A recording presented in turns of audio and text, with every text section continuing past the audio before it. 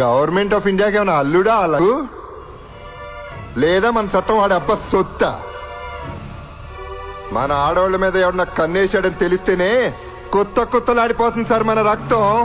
అలాంటిది నా తల్లి మీద కన్నేశాడు, భరత మాత మీద కన్నేశాడు. నా కొడుకులు ఈ గెడ్డ మీద కాలు పెడితే నా తల్లి గుండెల మీద కాలు పెట్టినట్టే, అందుకే చంపేశా. అయినా నేనన్న దేశభక్తుని చంపానా, అయ్యప్ప భక్తుని చంపానా? ఒక పాకిస్తాన్ టెర్రరిస్ట్ లంజా కొడుకుని చంపా. ఆడనే కాదు, తప్పు చేసిన లుచ్చా నా కొడుకుల్ని మా స్టేట్ లో కూడా చాలా మందిని చంపా. ఏం పీక్కుంటారో పీక్కోండి. అయినా ఉరిశిక్ష చేసి మీరు పెద్ద పీకేసాం అనుకుంటారు. నేను హైకోర్టులో అప్పీల్ చేస్తా. అక్కడ అదే శిక్ష పడింది అనుకోండి, నేను సుప్రీం కోర్టుకి వెళ్తా. అక్కడ కూడా ఉరిశిక్ష కన్ఫర్మ్ చేశారు అనుకోండి, రాష్ట్రపతిని క్షమాభిక్ష అడుగుతా. సదరు రాష్ట్రపతి గారు అవునా కాదా అని ఆలోచించి చెప్పే లోపల నా తొట్టి కిందకి 90 ఏళ్ళు వచ్చి పైకి పోతా. ఆ తర్వాత మీరు పీకేదేంటి, నేను చూసేదేంటి?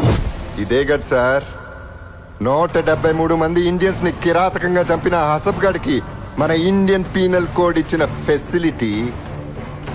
వాడు మన భారతీయుల్ని చిన్న పెద్ద తేడా లేకుండా కుక్కల్ని కాల్చినట్టు కాల్చడం మనందరం టీవీలో చూసాం. అది నేనే చేశానని వాడు గర్వంగా చెప్పుకున్నాడు. కానీ మన పోలీసులు దద్దమ్మలై, కోర్టులు పనికిరాని పెద్దమ్మలై, ప్రభుత్వం కులం ఓట్లు, మతం ఓట్లు, ప్రాంతం ఓట్ల కోసం శిక్ష వేసి పందుల దొడ్లో పెట్టాల్సిన వాడికి 5 స్టార్ ఫెసిలిటీస్ ఇచ్చాం. అది చాలదని చెప్పి వాడి తరపున వాదించడానికి పబ్లిక్ ప్రాసిక్యూటర్ కూడా మనమే ప్రొవైడ్ చేస్తే ఎక్కడ మండాలో అక్కడ మండదా, ఎక్కడ కాలాలో అక్కడ కాలదా?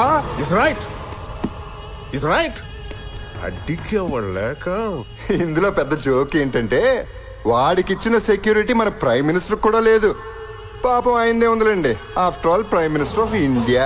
కానీ వాడు టెర్రరిస్ట్ ఫ్రమ్ పాకిస్తాన్. అందుకే వాడి నుంచిన బాంబ్ ప్రూఫ్ సెల్లు ఖరీదు 6 కోట్లు.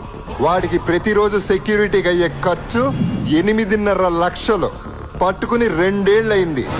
ఎన్ని 100 కోట్లు? ఆ డబ్బంతా ఎవడమ్మ మొగుడు సొమ్మో కాదు, మాది, మనది. రిక్షావాడు, కూలీవాడి నుంచి ప్రతి భారతీయుడి దగ్గర ట్యాక్స్ రూపంలో వసూలు చేసిన డబ్బు. అన్ని కోట్ల చెత్త నా కొడుకు ఖర్చు పెట్టే బదులు తుఫాన్లో నష్టపోయిన రైతులకి ఇచ్చుంటే వాళ్ళ ఆత్మహత్యలన్నా తగ్గేవి సార్.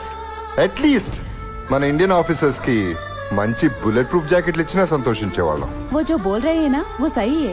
మన సిస్టమ్ చెడిపోయింది సార్. మన సిస్టానికి మానభంగం అయింది. అది తీవ్రవాదులో ఉగ్రవాదులో చేసింది కాదు, అవకాశవాదులు చేసింది. లేకపోతే మనకి దరిద్రం ఏంటి సార్? నేరం చేసినట్టు బెయిల్లో విడుదలవటం ఏంటి? కింద కోర్టులో శిక్ష పడితే పై కోర్టులో నిర్దోషాన్ని వదిలేయటం ఏంటి?